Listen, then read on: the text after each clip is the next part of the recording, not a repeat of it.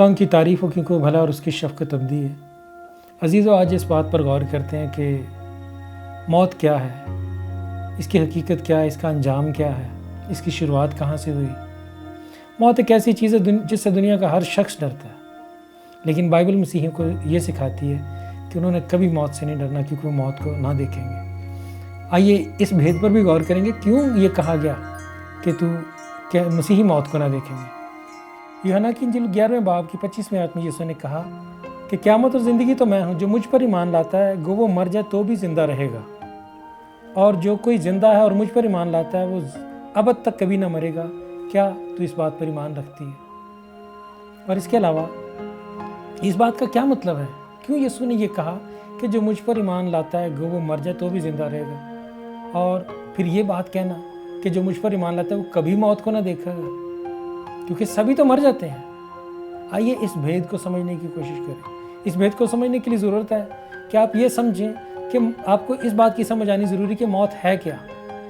موت ایک دشمن ہے، بائبل اسے ڈکلیئر کرتی ہے موت ایک دشمن ہے۔ یہ کیسے انسان کی زندگی میں ہے؟ اس کا آغاز گناہ کی وجہ سے ہے۔ رومیو کے خط میں لکھا ہے گناہ کے سبب سے موت نے سب پر بادشاہی کی ہے۔ پہلا کرنتھی 15 باب کی 26ویں آیت میں لکھا ہے سب سے پچھلا دشمن جو نیست کیا جائے گا وہ موت ہے۔ یعنی بائبل موت کو ایک دشمن ڈکلیئر کرتی ہے اور اس کا انجام یہ بتاتی ہے کہ اس کو ڈسٹرائے کر دیا جائے گا، اس کو ختم کر دیا جائے گا، اس کو تباہ کر دیا جائے گا۔ یہی بات مکاشفہ کی کتاب کے 20ویں باب میں جب خدا آخری عدالت کی بات کرتا ہے، آخری عدالت کے متعلق سکھایا جاتا ہے، تو وہاں پر بھی کہا گیا ہے کہ اور سمندر نے اپنے اندر کے مردوں کو دے دیا، اور موت اور عالم ارواح نے بھی اپنے اندر کے مردوں کو دے دیا، اور ان میں سے ہر ایک کے اعمال کے موافق ان کا انصاف کیا گیا۔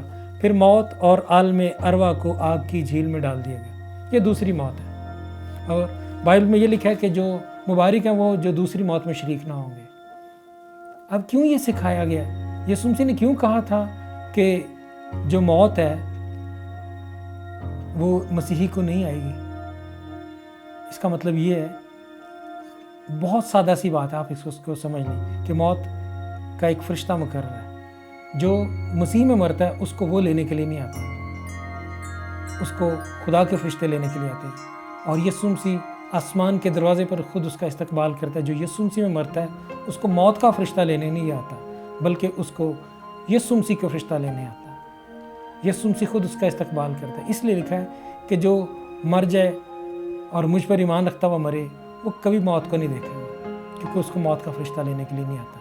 اس لیے آپ کو موت سے کبھی ڈر نہیں لگنا چاہیے، اور نہ کبھی کسی مسیحی کو موت سے ڈر لگتا ہے، کیونکہ سچا مسیحی جو ہے وہ کبھی موت سے نہیں ڈرتا۔ اس کے اندر روحانی طور پر اندر سے یہ زور پیدا ہو جاتا ہے کہ وہ اپنی اسی زندگی میں موت پر غالب آ جاتا ہے، اور اس کو کبھی موت سے نہیں ڈر لگتا۔ اگر آپ اپنی مسیحیت کو جانچنا چاہتے ہیں تو اپنے اندر کو پرکھیں کہ آپ کو موت سے ڈر لگتا ہے، کیونکہ مسیحی کو کبھی موت سے ڈر نہیں لگتا۔ موت ایک دشمن ہے اور اس کو ڈسٹرائے کر دیا جائے گا کمپلیٹلی۔ خدا آپ کو برکت دے۔